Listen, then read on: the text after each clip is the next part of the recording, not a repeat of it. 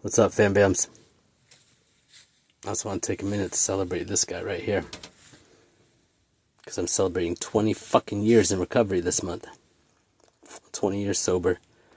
20 years almost since I quit smoking. That was like a month after I got sober. And let me tell you, that time was the hardest. Because I had quit a couple times before that. The last one was the hardest. Knowing that it was like, it's for good. The other times were supposed to be for good, but it was, it was in my late teens, early 20s. I'm fucking 20 years deep into this healing journey, this spiritual work, this absolutely devastating and joyous and fucking fabulous death and rebirth cycle. Half my life now. Not quite. 20 years. A few years back, I passed the point where, because I'd been in my addiction for like 14 years, about. So it was pretty cool. It was pretty cool passing that milestone. Here we are, man. 2 decades. 2 decades. Who would have thunk? It's funny. Even when I was using and drinking like freaking crazy, I knew that I was gonna get sober and clean someday. But that alternated with periods of, especially when I was a teenager. I was like, there's no way I'll ever turn 30. I don't want to turn 30. That's fucking ancient. Those freaking old people, like, what the hell? And actually had quite a few plans and many unintentional near misses that nearly made that storyline come true. Luckily, I'm a lucky lion. Got luck of the Irish blood. The nine lives the cat, dude, because I've used up 11 of them. and lucky duck. I went to the U of O. It's the ducks are the mascot there. Freaking miracles, dude. That's what it is. That's all it is at the end of the day. Miracle after miracle after miracle after miracle. Because God had a higher purpose for my life. And it's, it's just starting to unfold right now. And I have had other people trying to assist the other path with happening over the past year and a half. It's a pretty crazy story for another time. I can't talk about any of it, because it's all open and active legal cases. But it's just absolutely wild. And some of that stuff is actually what kicked me onto this freaking path again. I had this idea in my head that it was like, I have to go to school and get a business and get rich and fucking have my business on autopilot so then I can go and spend time, on a nonprofit, on a board, and doing that. That's got to be side work. That's got to be something extra, whatever. That's the cultural myth that we're told. And even though I had so much freaking energy, especially when I was in early recovery, and I was going to school and working full time and, in the gym a couple times a week and running and biking 20-25 miles every week, in Oregon. So healthy. And I was on the board of a nonprofit that was actually doing this work to develop a holistic recovery program and have it like based in a farm and all this freaking shit, man. I ended up burning myself out and I ended up getting really, really sick with a freaking chronic illness. But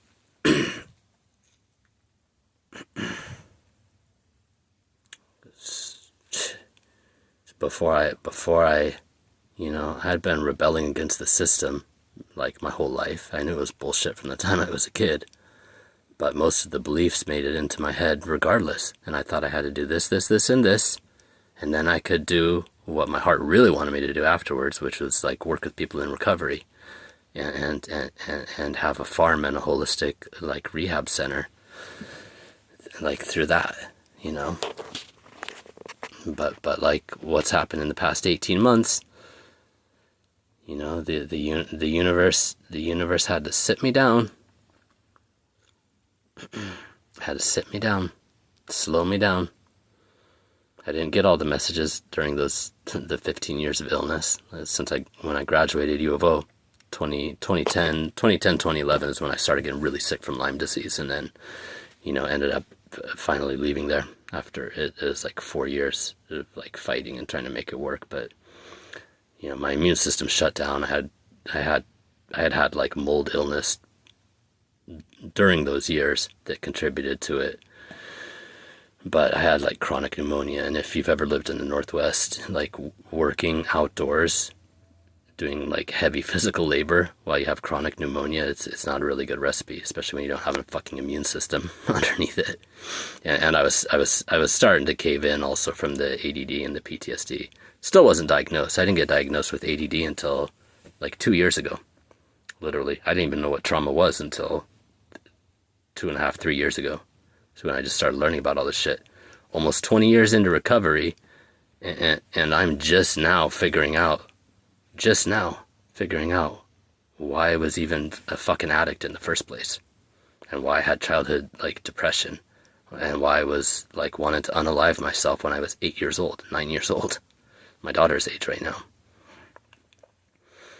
And these things are like, man, it's crazy, the society that we live in, that these things are not common knowledge yet. They're starting to, like, these conversations are starting to happen, praise God. But even with medical professionals, therapists, like, there's almost no talk about trauma. It's the thing underneath most of our problems, most of our illnesses. And even the doctors are saying, like, 80%, 90% of all the freaking disease, especially the chronic stuff, it's stress related. It's stress related disorders, and so much of the freaking trauma that we experience, if we go through that, especially if we went through that in the 80s and the 90s before anyone was even talking about this stuff. I mean, there were the very beginnings, the little tipplings of the conversations, but PTSD wasn't even a diagnosis until like 1980, literally. And still, it's one of these things that, like, so are too many cases. People say you're just faking it. Doctors, fucking family members, whoever. Well, especially if it was by their hands that you were traumatized. Of course, they're gonna say you're faking it, you're making it up. But that's just wild, man. It's wild.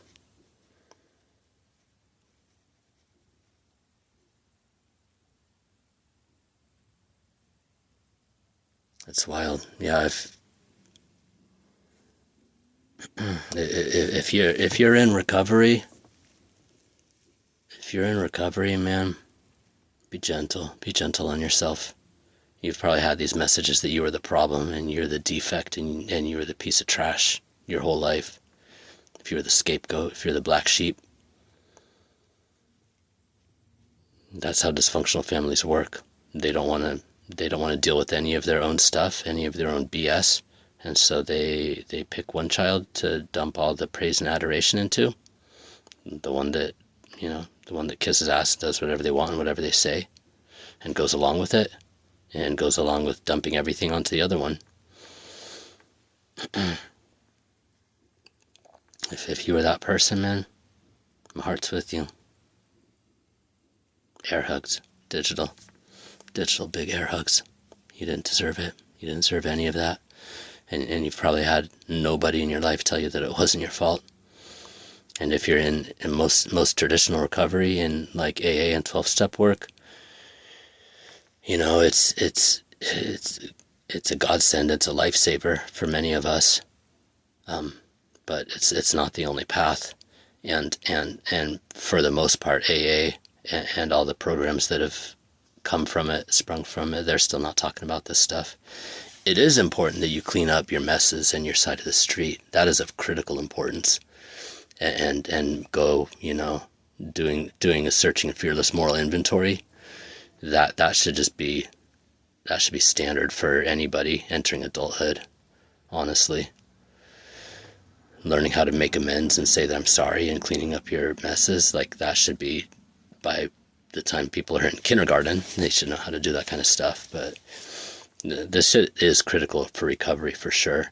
But if you don't ever heal the wounds underneath all that stuff, if you had trauma and if you had abuse and if you had neglect, which is actually, they found that neglect is more damaging in most cases even than physical or SA abuse to children, because it's, you get this sense that you don't exist, that you're beyond unlovable, that you're simply you're a thing or a non-thing. Whereas if you're being abused actively, it's like, okay, at least I exist. At least this person is reflecting something to me, even if it's anger and rage and violence and betrayal. You know, it's absolutely crazy. But I would recommend looking into this. You know, if whatever you're dealing with, mental health stuff, whether it's addiction or not, a lot of times there's traumatic event or events from our childhood, and our brains by necessity black those out in order to survive, but they're still there. They live in our body, and sooner or later it comes out. It's got to come out for healing, or it comes out as disease.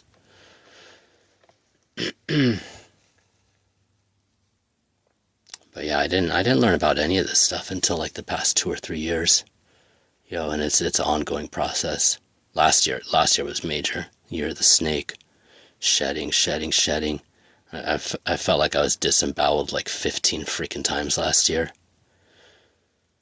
20 maybe. It seemed like every month at least, there's some huge download or remembrance. And the biggest like 2 or 3 of them came in December, and one at the beginning of this year. The first weekend of this year was massive, but the healing was also massive on the other side of it. Feeling like my heart is starting to patch up a little bit, and like I could breathe for the first time in 30 years. I've had this scoliosis in the middle of my back, and it bends out to the side. It bends out to the side where the innervation comes into the heart and lungs. And so those nerves have been, on the heart side, have been getting pinched down. And I could see it. I became aware of this a number of years ago. Like, it's like my whole body was like hunching and curving over and trying to protect my freaking heart.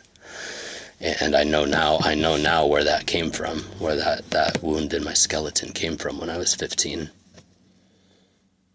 I've gotten therapy and massage therapy and chiropractic care over the years, but it's been like 12 or 13 years since I even got an adjustment in that part of my back. All that stuff is locked up because it wasn't just a mechanical issue. It was from the freaking trauma. It's from the freaking trauma that happened at that point in my life, that year of my life, when I was 15, 14 and 15. Oh, well, the series of traumas. There was a lot going on. But the body knows how to heal itself. Your brain, your body, your spirit, your heart. And they know how to heal themselves. But we've been taught not to listen to that wisdom.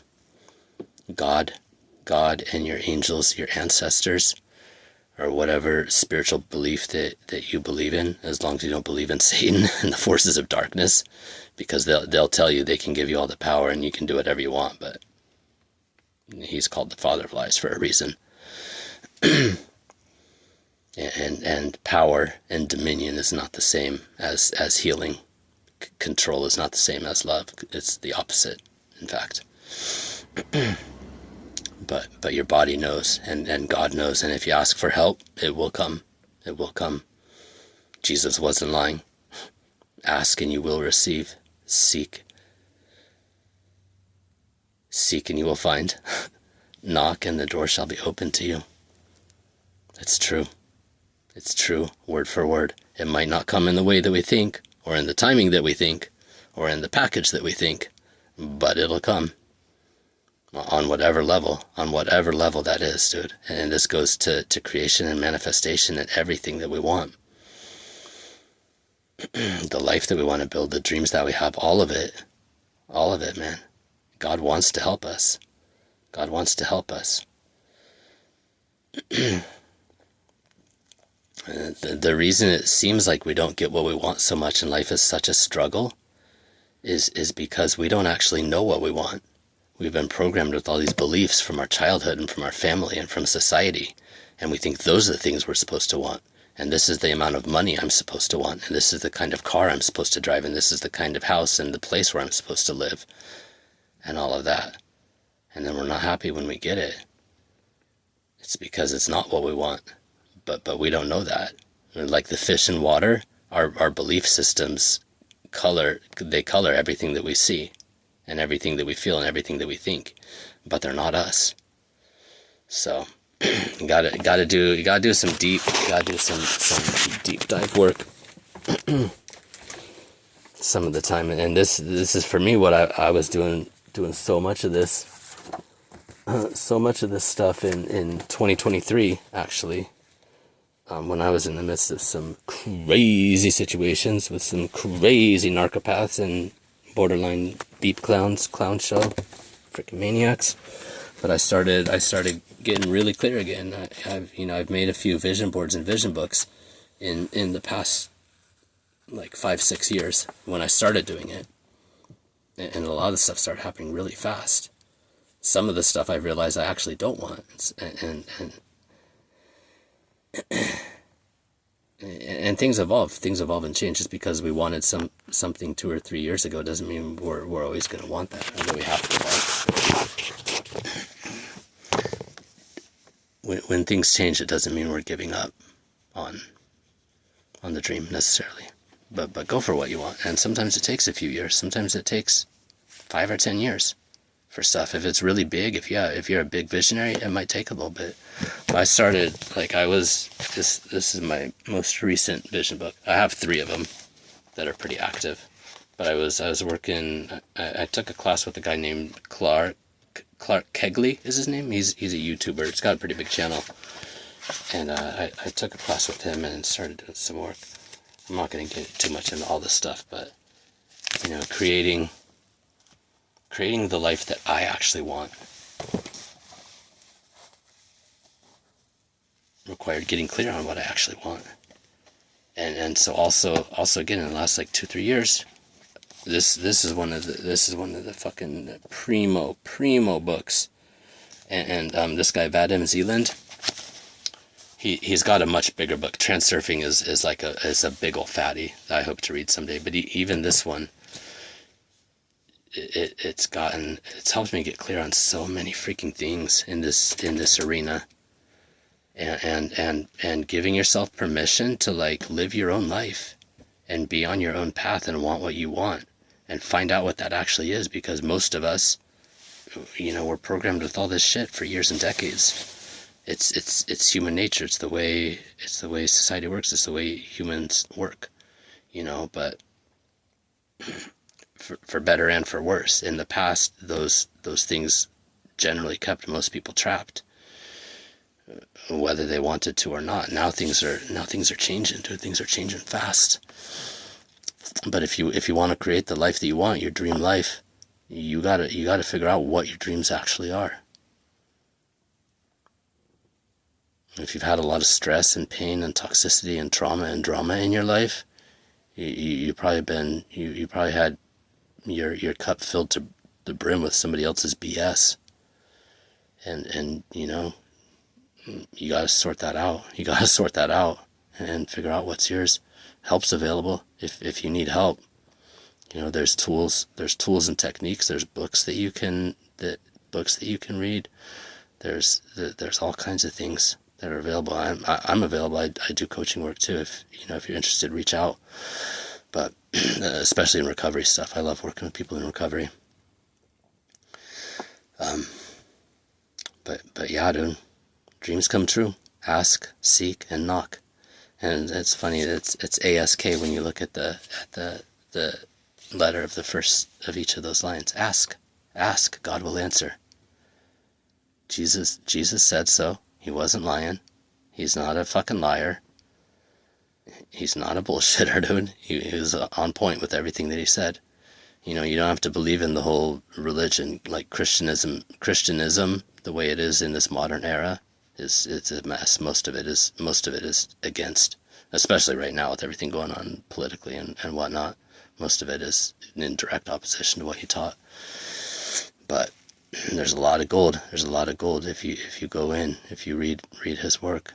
If you need help, ask him directly. He will fucking help you.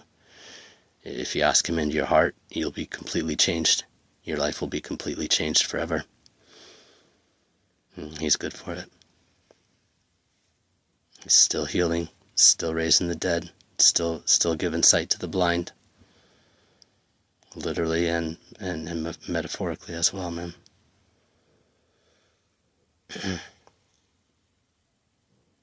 Anyways, pretty cool. I just wanted to share a bit. Celebrating 20 years this month. 20 years. I'm so fucking proud. I'm so proud of myself. And especially with how effed up this journey has been. Getting sick so early into it, and then just the chaos the last 10 years with a freaking narcissist. Things that I didn't even know existed. I didn't even freaking know it. But through it all, I just kept turning in, doing the work, giving it to God, giving everything to God that was too much for me. And it's led to this path of wisdom and evolution, and God showing me these deep fucking truths in my life. He was like, hey, you didn't have to go through all of this stuff. You didn't have to go through all of it. You could have asked sooner. But, I had to learn the hard way. I'm pretty thick-headed sometimes. But the writing was always there. The writing was always there on the wall, so to speak. Everything that I believed in, everything that I knew when I was a child, and when I was a teenager even, before everything got so banged up, I was right. About the magic, about the power of love, about why I was here on the earth. It was all right there. Just had to go through a long season where I hid it. I hid it from myself, and I hid it from the world. It was too much to handle, I guess. Which is weird, because it's like love is the reason. It is literally the reason for everything, and it is literally the solution to everything.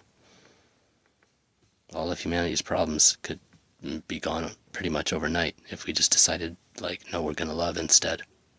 We're going to love now. That's all I got. Hope you guys have a great day.